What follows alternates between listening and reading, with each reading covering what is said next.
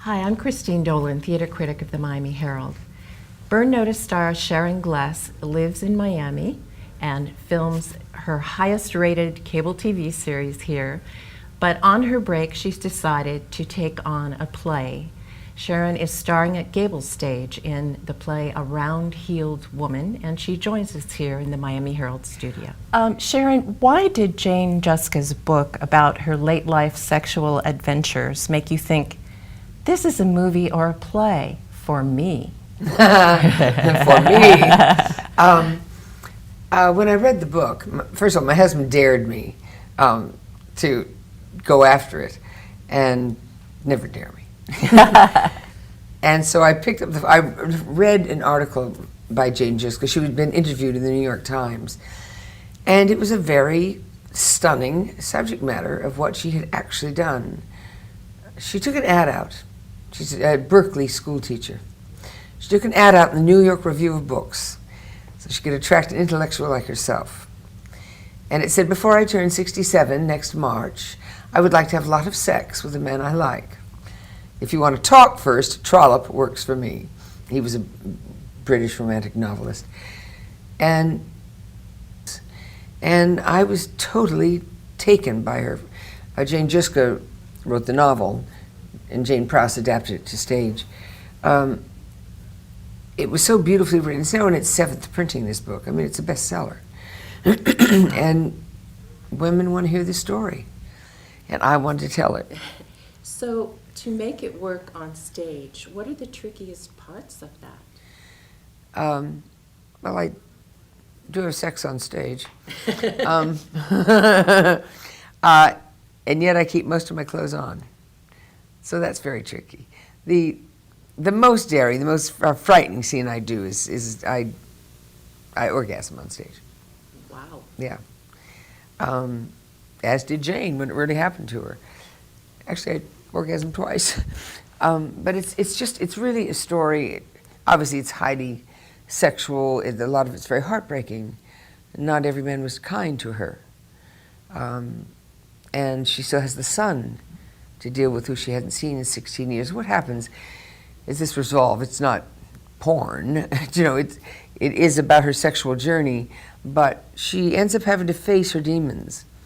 Her relationship with her father, her husband, and her son, who, when you meet her, she had not seen him in 16 years. What is in that play comes right out of Jane's book. There's one scene that Jane never wrote about when she met her son again. And Jane Prowse, our British playwright, wrote a killer scene at the end when she and her son reunite. So it's not just Jane Juska's sexual journey, it's also her emotional journey. And her looking for sex forced her to look inside at what else was wrong. I know that you live here in South Florida and you film Burn Notice here. You could have done this play anywhere, so I'm curious why you chose GableStage as the place to do it, and whether the intimacy of GableStage spooks you at all in doing such an intimate piece. We picked GableStage, first of all, because I live here, and this is where I spend my hiatus. But also Brian Eastman, my British producer, was very taken with Joe Adler and his theater. And the size, even though it's a tiny theater, the stage is large. And it's exactly the size of a New York off-Broadway stage.